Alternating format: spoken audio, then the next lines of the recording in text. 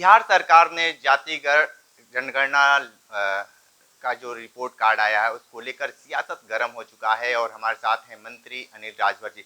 जिस तरीके से बिहार से ये जो रिपोर्ट कार्ड आया है उसको लेकर सियासत हलचल मच चुका है। लोकसभा चुनाव 2024 को लेकर ये जो आंकड़ा है कितना प्रभाव डाल पाएगा? कोई प्रभाव नहीं डालेगा। और देखिए, एक बार जब अंग्रेजों ने जातिगत जनगणना देश की कराई तो उस समय हजारों में जातियां बताई गई देश के अंदर। 2011 में जब कांग्रेस पार्टी के जमाने में देश की जनगणना हुई और उस सरकार को, कांग्रेस की सरकार को, लालू जी का भी समर्थन था, समाजवादी पार्टी का भी समर्थन था, बहुजन समाज पार्टी का भी समर्थन था, सबका समर्थन था। और उस जनगणना के बाद लाखों में भारत के अंदर जातियों को बताया गया। एक लंबा विवाद हुआ, सुप्रीम कोर्ट तक वो मामला गया। मैं एक चीज पूछना चाहता हूं, लालू यादव से भी और नीतीश कुमार से भी और जो लोग भी देश के अंदर जातीय जनगणना कराने की मांग कर रहे हैं आज वोट के चक्कर में,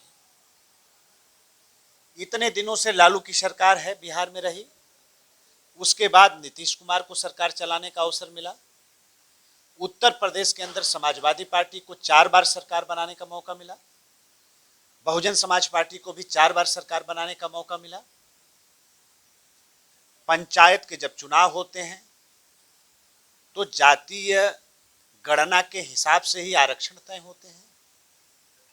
मंडल कमीशन आया तब भी जातियों की जनगणना का, जनसंख्या का एक संभावित आंकड़े के आधार पर मंडल कमीशन की रिपोर्ट को लागू करने का काम देश के अंदर हुआ।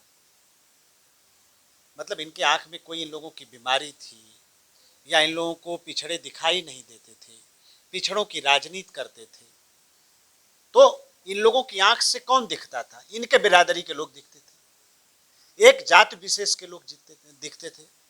मेरा दावा है कि जितनी बार इन लोगों की सरकार रही है, ये अगर इनकी नीयत ठीक है और सच में पिछड़े, अति पिछड़े, दलित, अति दलित के लोगों का ये विकास चाहते हैं, भला चाहते हैं, तो ईमानदारी के साथ इन लोगों को, देश को बताना चाहिए इनके जमाने में जो सरकारी नौकरियां दी गई उसमें अति पिछड़ों को, अति दलितों को एक औसत निकालकर जरा प्रतिशत में हमें बता दें।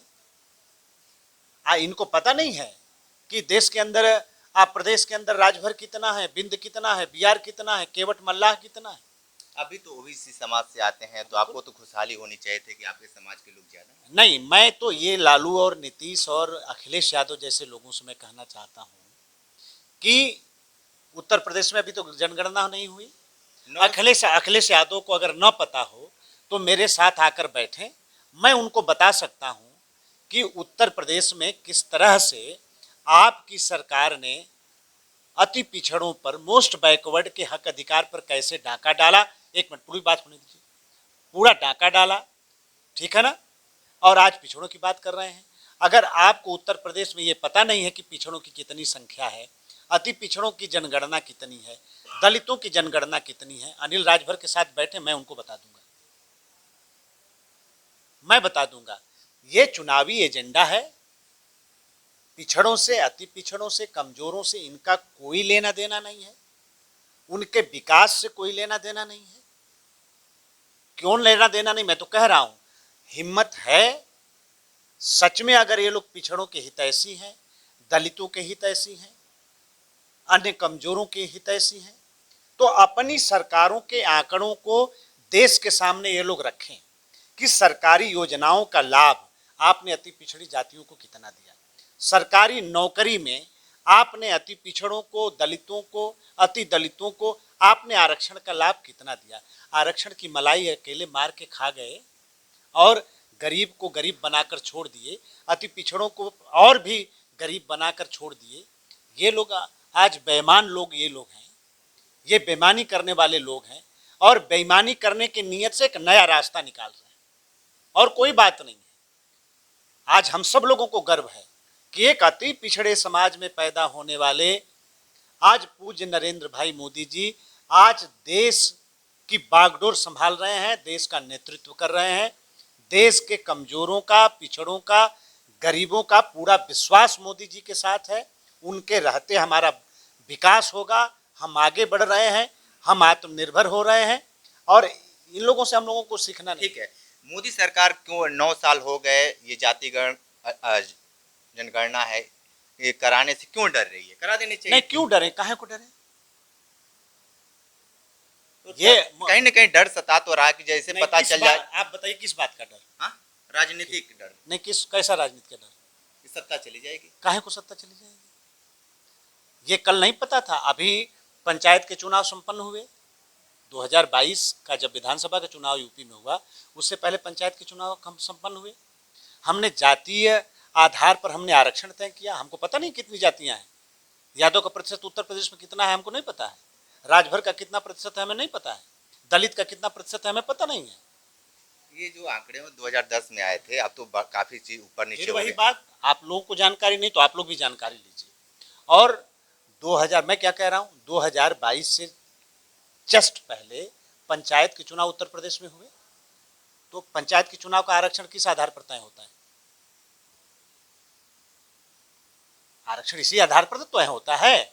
हम पिछड़ी सीट आरक्षित करते हैं, हम महिला सीट आरक्षित करते हैं, हम अनुसूचित वर्ग के लिए सीट आरक्षित करते हैं, हम जनजाति के लिए सीट आरक्षित करते हैं। तो किस आधार पर करते हैं? ये भैया ये तमाशा है और देश का गरीब इस तमाशे में फंसने वाला नहीं है। मोदी जी के साथ चट्टान की तरह इस देश का पिछड़ा, अति पिछड़ा, दलित, अति दलित सब वर्ग के लोग चट्टान की तरह खड़े हैं। इसलिए खड़े हैं कि ये जो आज जातीय जनगणना की बात कर रहे हैं, जिनको आज पिछड़ों की याद आ रही है, दलितों की याद आ रही है, सबसे ज्यादा धोखा 75 साल के आजाद हिंदुस्तान में अगर इन गरीबों के साथ किसी ने किया है तो इन्हीं लोगों ने किया है।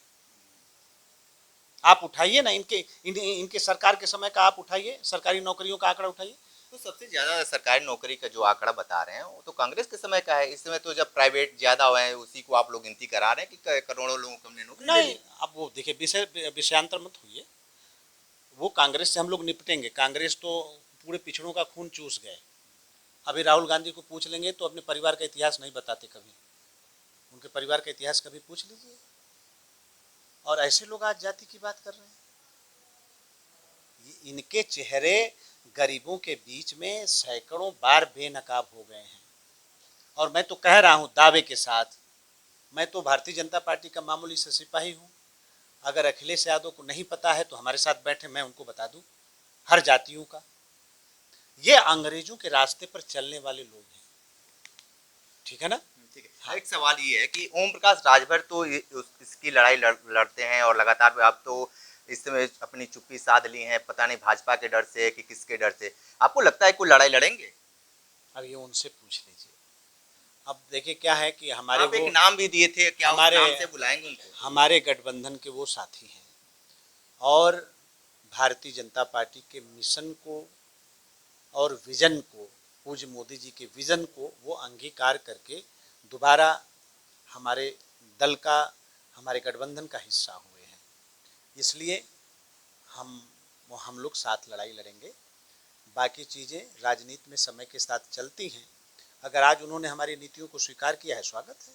हम तो और लोगों से कहते हैं कि भाजपा के साथ चलना है, हमारी नीतियों को स्वीकार करना है, आए। एक सवाल है आपके समाज से। जागो राजभर एक संगठन है जो बनारस में काम करते हैं, आपके समाज को एसटी में शामिल करने की बातें और लड़ाई लड़ रहे हैं। आपको क्या लगता है कि एसटी में राजभर समाज को शामिल किया जाएगा? नहीं, देखिए सरकार के पास सारे विकल्प खुले हैं और उस काम को मैं ही आगे बढ़ा रहा हूँ। मैंने ही रिपोर्ट दिल्ली सरकार को भेजी है। मैं अपने मुख्यमंत्री जी का मैं बहुत स्वागत करना चाहता हूँ कि अभी हमारी सरकार ने ये फैसला किया है कि SC ST के आरक्षण की संभावना को देखते हुए अभी हम उत्तर प्रदेश के अंदर हमारी जितनी विमुक्त जातियां हैं, हमने उनका सर्वे कराने का फैसला किया है। वो काम भी मुझको ही मिला है, मेरे विभाग को ही मिला है। अपने अपने तरीके से लोग संघर्ष करते हैं। हमारे समाज में कितना भी कम होगा तो कम से कम 500 संगठन काम करते हैं। सबकी अपनी विचारधारा है, अपनी सोच है अपने अपने तरीके से संघर्ष करने का सबने अपना रास्ता बनाया हुआ है। सब लोग मिलकर लड़ाई लड़ रहे हैं, तो सबको लड़ना चाहिए, तो अच्छी बात है। एक आखिरी सवाल ये है कि श्रम मंत्री हैं, श्रम कार्ड तो बन गया, लेकिन जिस तरीके से बताया गया था कि खाते में पैसे आएंगे, किसी के खाते में पैसे नहीं आ रहे हैं। जो कार्ड बना था स्थिति कोई बैग में रखा है, कोई झोले में रखा है, कोई उसको सूद लेने देखिए, हम श्रम कार्ड दे दिया तो इसका मतलब थोड़ो है कि हर वक्त उस पर हम पैसा देंगे। कोविड काल का सामना जब गरीब कर रहा था तो उसी ई श्रम कार्ड के माध्यम से हमने उनकी सहायता की, मनरेगा मजदूरों की सहायता की, रोज मजदूरी करने वालों की सहायता की, पटरी पर व्यापारी करने वाले कमजोर व्यापारियों की हमने सहायता की। आगे फिर कोई संकट आएगा हम फिर सहायता करेंगे। 8,39,00,000 लोग हमारे यहाँ ई श्रम पे रजिस्टर्ड हैं। अभी 2 योजनाओं से उनको हम जोड़ने जा रहे हैं। एक जो हमारे पूज्य प्रधानमंत्री जी का अभियान है, हम अपने यहाँ रजिस्टर्ड हमारे जितने श्रमिक हैं ई श्रम कार्ड के पोर्टल पर, उनको सबको अनिवार्य रूप से आयुष्मान कार्ड से हम जोड़ने जा रहे हैं, एक योजना। और दूसरा, अगर हमारे यहाँ रजिस्टर्ड जो श्रमिक हैं ई श्रम पर, अगर उनके साथ कोई घटना दुर्घटना होती है तो वित्तीय पोषण के लिए, वित्तीय सहायता के लिए भी सरकार ने फैसला किया है। तो ये 2 योजनाएं हमेशा चलेंगी। भगवान न करें देश को फिर से सामना करना पड़े कोविड जैसी चुनौती का, तो इसलिए हमारे पास हमने तो आंकड़े इसीलिए रखे हैं, और इससे अलग भी आंकड़े अब हम रखने जा रहे हैं।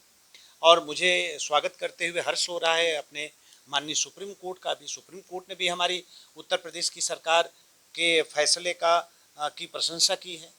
हम तो जो उत्तर प्रदेश के हमारे जो श्रमिक हैं, जो देश के दूसरे हिस्से में काम करने के लिए गए हैं, हम उनके आंकड़ों को भी संकलित करने का हमारी सरकार ने फैसला किया है।